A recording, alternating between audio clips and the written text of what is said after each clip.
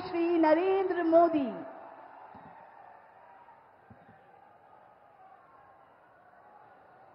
बिहार के स्वाभिमानी और मेहनती भाई बहन, आप सभी के प्रणाम। बिहार के राज्यपाल श्रीमान आरिफ मोहम्मद खान जी, हमारे लोकप्रिय मुख्यमंत्री श्री नीतीश कुमार जी, केंद्रीय मंत्रिमंडल में मेरे साथी श्री जीतन राम मांझी जी, ललन सिंह जी, गिरिराज सिंह जी, चिराग पासवान जी, नित्यानंद राय जी, सतीश चंद्र दुबे जी, राजभूषण चौधरी जी, राज्य के उप मुख्यमंत्री श्री सम्राट चौधरी जी, विजय कुमार सिन्हा जी, उपस्थित अन्य मंत्रीगण, जनप्रतिनिधिगण और बिहार के मेरे प्यारे भाइयों और बहनों, आज मुझे इस पवित्र भूमि पर बिहार के विकास को नई गति देने का सौभाग्य मिला है। यहां करीब करीब 50,000 करोड़ रुपए से ज्यादा की परियोजनाओं का लोकार्पण और शिलान्यास हुआ है। आप सब बड़ी संख्या में हमें आशीर्वाद देने आए हैं। आपका ये स्नेह, बिहार का ये प्यार, मैं इसे हमेशा सर आंखों पर रखता हूं। और आज बिहार में इतनी बड़ी तादाद में माताओं बहनों का आना, ये अपने आप में बिहार के मेरे इतने कार्यक्रमों की ये सबसे बड़ी शानदार घटना है। मैं माताओं बहनों को विशेष प्रणाम करता हूं।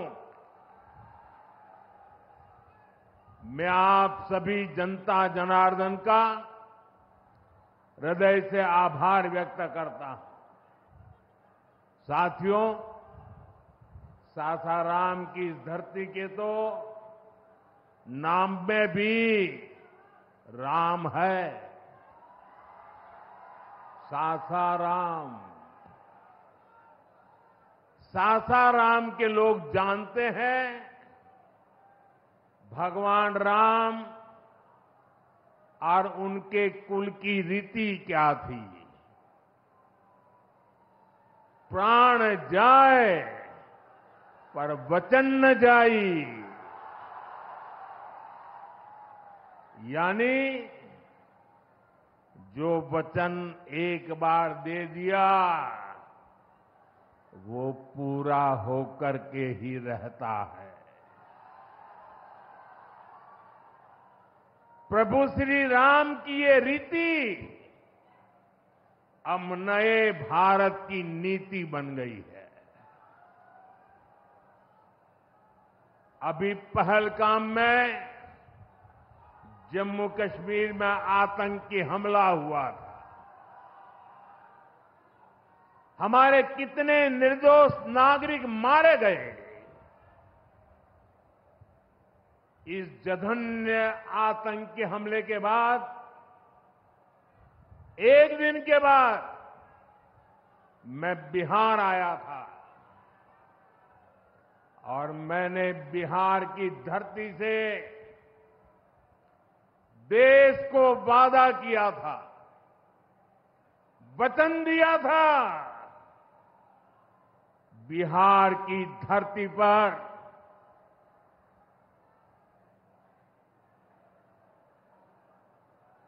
आंख में आंख मिलाकर हमने कह दिया था,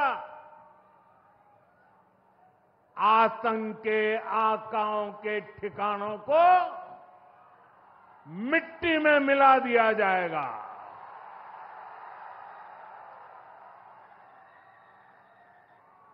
बिहार की धरती पर मैंने कहा था, उन्हें कल्पना से भी बड़ी सजा होगी। आज जब मैं बिहार आया हूं तो अपने वचन पूरा करने के बाद आया हूं। जिन लोगों ने पाकिस्तान में बैठकर हमारी बहनों का सिंदूर उजाड़ा था, हमारी सेना ने उनके ठिकानों को खंडहर में बदल दिया है। भारत की बेटियों के सिंदूर की शक्ति क्या होती है, ये पाकिस्तान ने भी देखा और दुनिया ने भी देखा। जिस पाकिस्तानी सेना की छत्रछाया में आतंकी खुद को सुरक्षित मानते थे, हमारी सेनाओं ने एक ही झटके में उनको भी घुटनों पर ला दिया। पाकिस्तान के एयरबेस, उनके सैन्य ठिकाने हमने कुछ ही मिनट में तबाह कर दिए। ये नया भारत है, ये नए भारत की ताकत है। बिहार के मेरे प्यारे भाइयों बहनों, ये हमारा बिहार वीर कंवर सिंह जी की धरती है।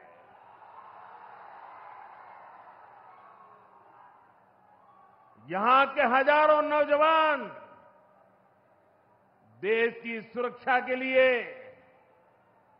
सेना में, बीएसएफ में अपनी जवानी खपा देते हैं। ऑपरेशन सिंदूर में दुनिया ने हमारी बीएसएफ का भी अभूतपूर्व पराक्रम और अदम्य साहस देखा है।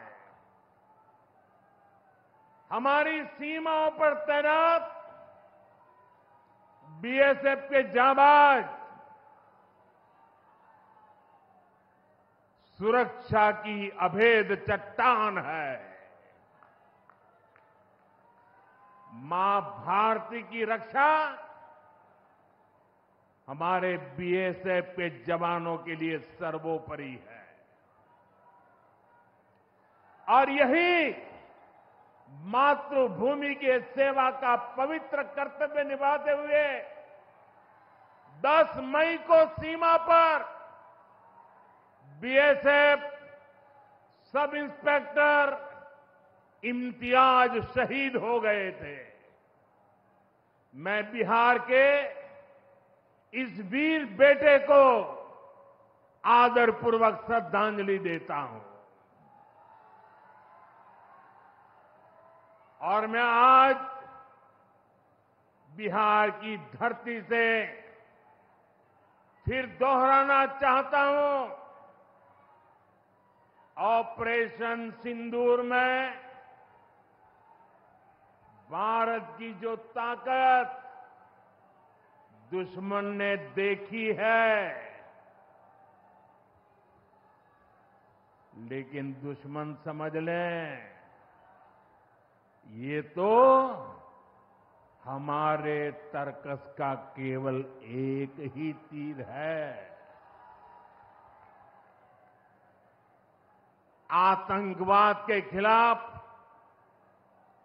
भारत की लड़ाई न रुकी है न थमी है। आतंक का फन अगर फिर उठेगा तो भारत उसे बिल से खींचकर कुचलने का काम करेगा।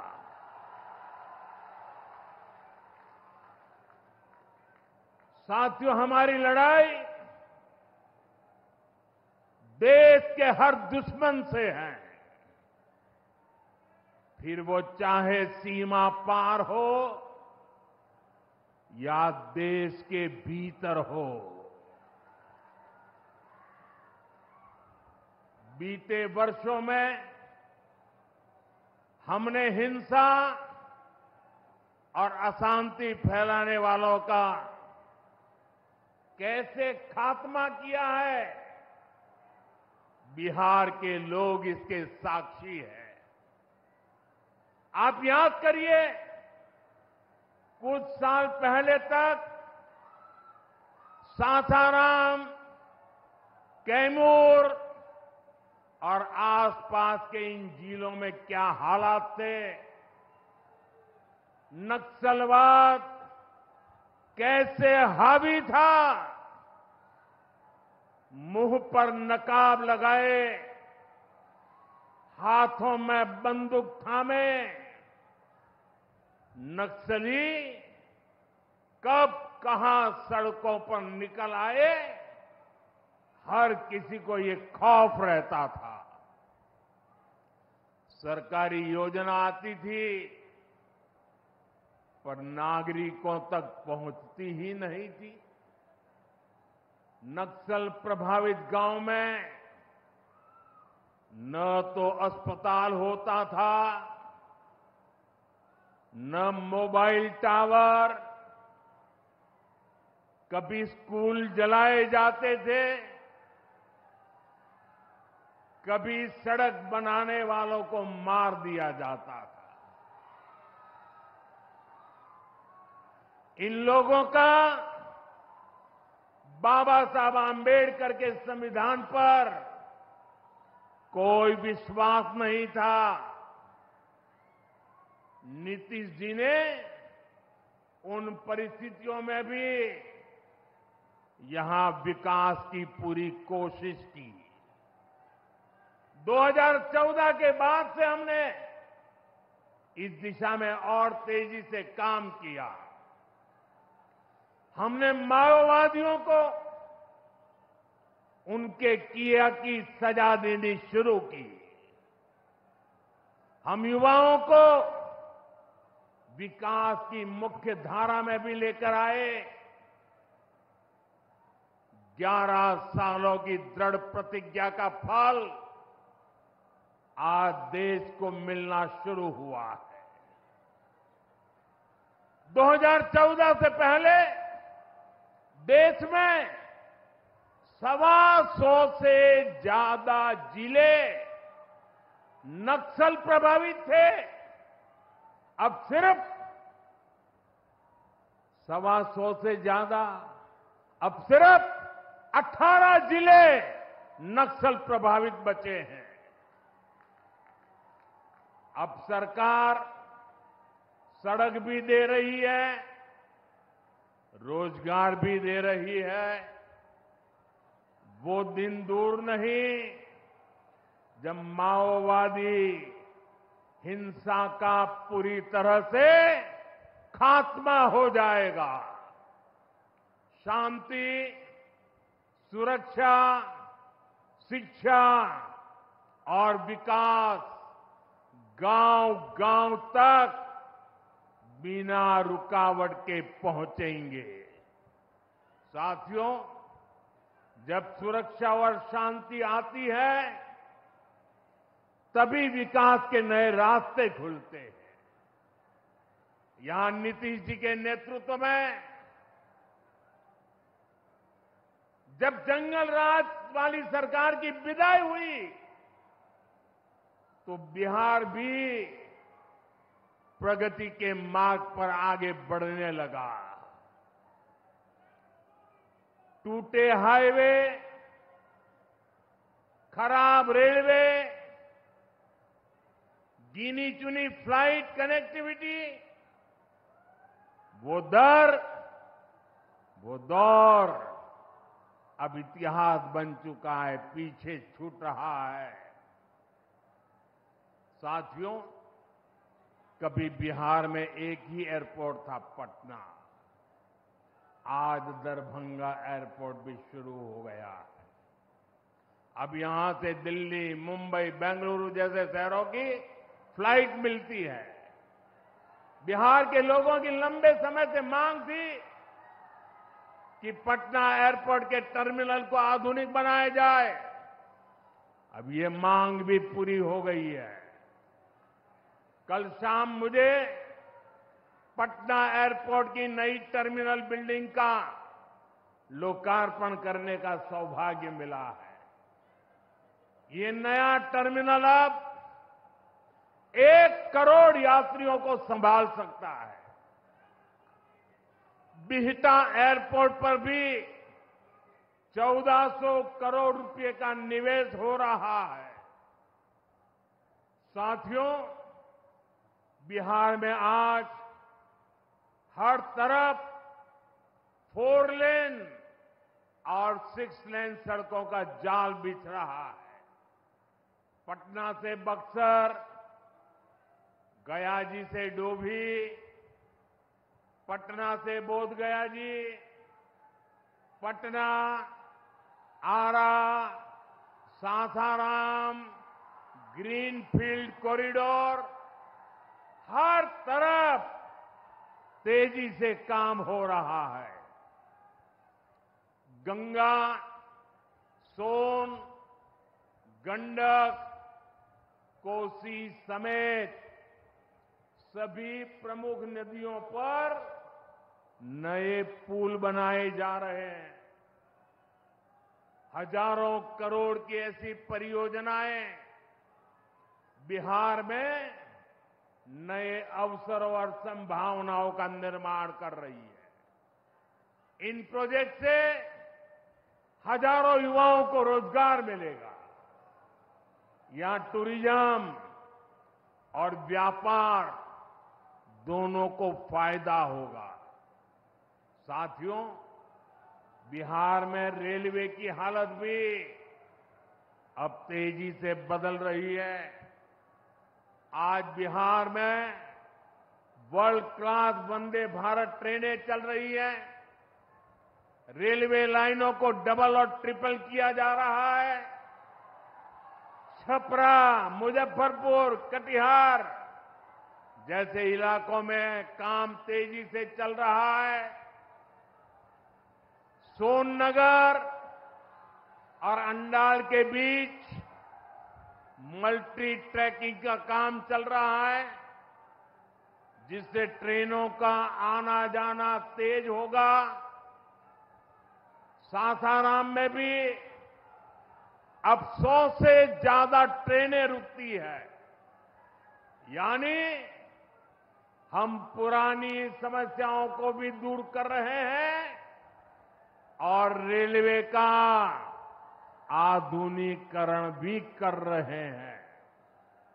भाइयों बहनों, ये काम पहले भी हो सकते थे, लेकिन जिनके ऊपर बिहार को आधुनिक ट्रेनें देने की जिम्मेदारी थी, उन्होंने रेलवे में भर्ती के नाम पर आपकी जमीन लूटने का काम किया।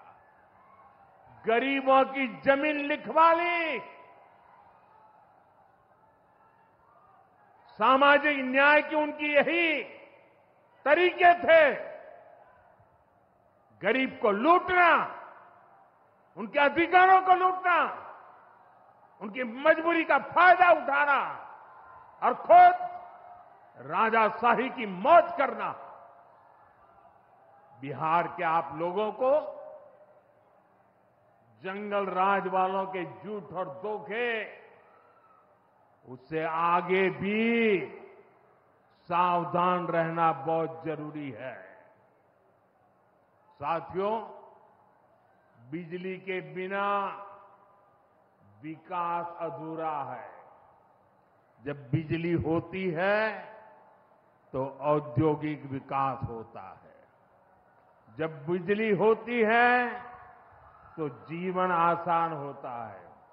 और 21वीं सदी तो टेक्नोलॉजी से दौड़ने वाली सदी है।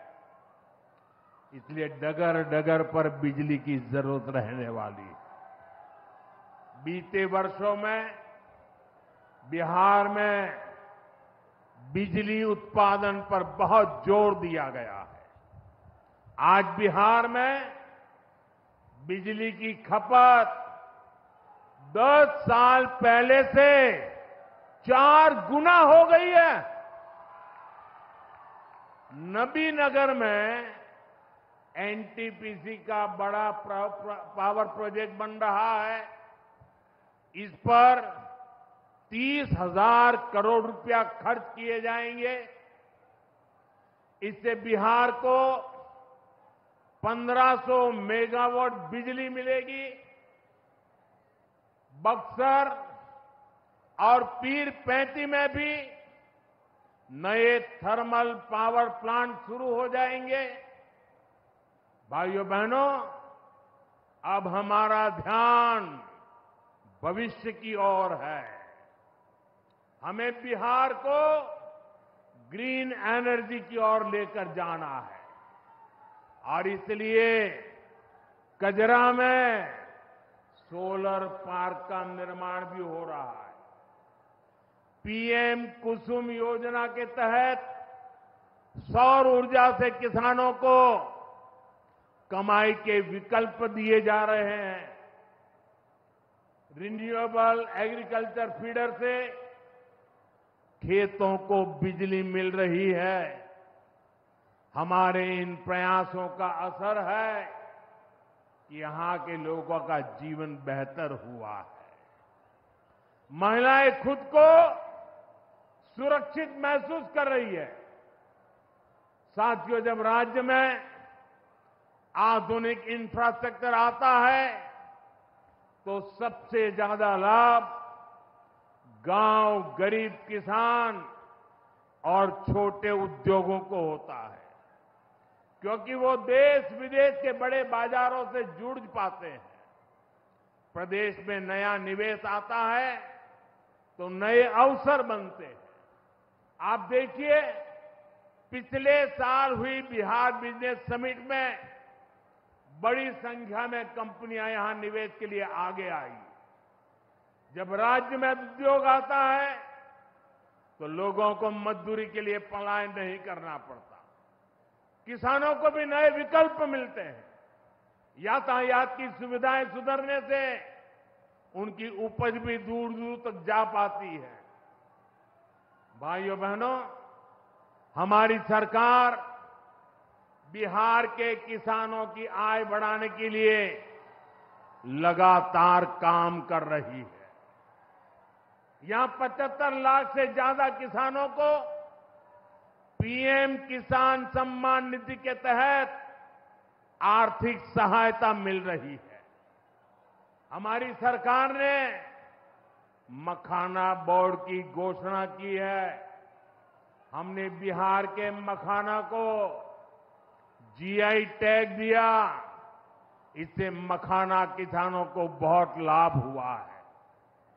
इस साल के बजट में हमने बिहार में फूड प्रोसेसिंग के लिए नेशनल इंस्टीट्यूट का भी ऐलान किया है। अभी 2-3 महीने पहले ही कैबिनेट ने 2-3 दिन पहले ही कैबिनेट ने खरीफ के मौसम के उसके लिए धान समेत 14 फसलों की एमएसपी को बढ़ाने को मंजूरी दी है। इससे किसानों को अपनी फसलों का बेहतर दाम और आमदनी भी बढ़ेगी। साथियों, जिन लोगों ने बिहार को सबसे ज्यादा ठगा, जिनके दौर में बिहार के गरीब और वंचित तबके को बिहार छोड़कर जाना पड़ा, आज वही लोग सत्ता पाने के लिए सामाजिक न्याय का झूठ बोल रहे हैं। दशकों तक बिहार के दलित, पिछड़ों और आदिवासियों के पास शौचालय तक नहीं था। दशकों तक हमारे इन भाई बहनों के पास बैंक में खाता नहीं था। उन्होंने बैंकों में उनके लिए तो एंट्री बंद थी, दरवाजे तक भी घुसने नहीं दिया जाता था। दलित और पिछड़ा वर्ग के ही सबसे ज्यादा लोग झुग्गी झोपड़ी में जीवन गुजारा करते थे, उनके पास पक्का घर तक नहीं था, वे बेघर थे। करोड़ों लोगों के सर पर छत तक नहीं थी। मैं आपसे पूछता हूं, बिहार के लोगों की ये दुर्दशा, ये पीड़ा, ये तकलीफ, क्या ये कांग्रेस और आरजेडी का, क्या यही सामाजिक न्याय था? गरीबों को इस प्रकार से मजबूरी में जीने के लिए सारी नीतियां बनाने के आदी लोग। साथियों, इससे ज्यादा अन्याय कोई नहीं हो सकता है। कांग्रेस और आरजेडी वालों, इन्होंने कभी दलित, पिछड़ा की इतनी तकलीफों की चिंता तक नहीं की। ये लोग विदेशियों को बिहार की गरीबी दिखाने के लिए घुमाने लाते हैं। अब जब दलित, वंचित और पिछड़ा समाज ने कांग्रेस को उसके पापों की वजह से छोड़ दिया है, तो इन्हें अपना अस्तित्व बचाने के लिए सामाजिक न्याय की बातें याद आ रही है। भाइयों बहनों, बिहार में और देश में सामाजिक न्याय का नया सवेरा एनडीए के दौर में दिखा है। हमने गरीब तक जीवन से जुड़ी मूलभूत सुविधाएं पहुंचाई है। हम इन सुविधाओं को 100% लाभार्थी तक पहुंचाने के लिए काम कर रहे हैं। 4 करोड़ नए मकान, 3 करोड़ बहनों को लखपति दीदी बनाने का मिशन, 12 करोड़ से ज्यादा घरों में नल का कनेक्शन, 70 साल से अधिक उम्र के हर बुजुर्ग को 5 लाख रुपए तक का मुफ्त इलाज, हर महीने मुफ्त राशन की सुविधा।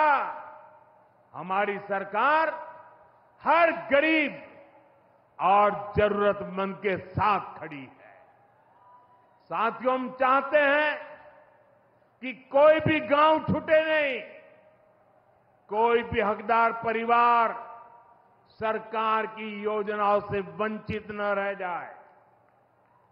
मुझे खुशी है, इसी सोच के साथ बिहार सरकार ने डॉक्टर भीमराव अंबेडकर समग्र सेवा अभियान शुरू किया है। इस अभियान में 22 जरूरी योजनाएं एक साथ लेकर सरकार गांव-गांव, टोला टोला पहुंच रही है।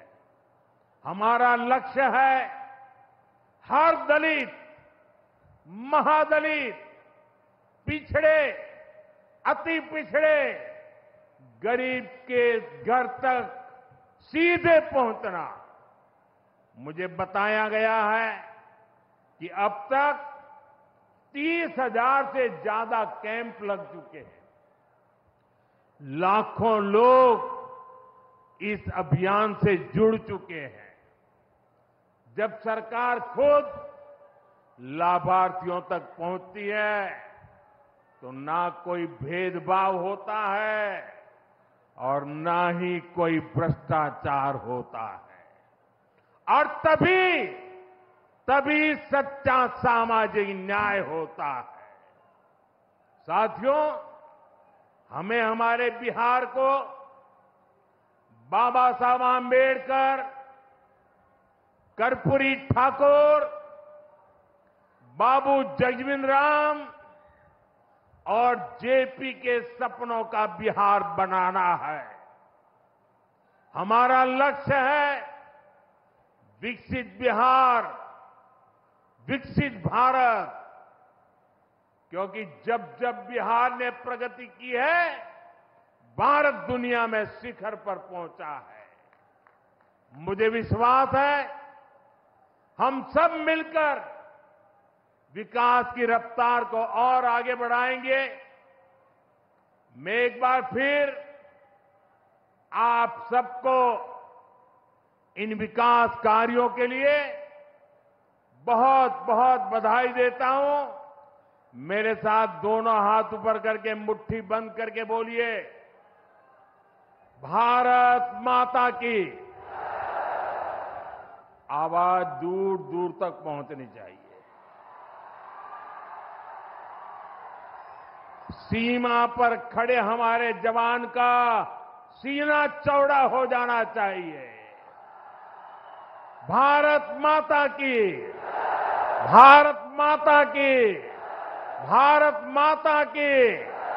बहुत बहुत धन्यवाद।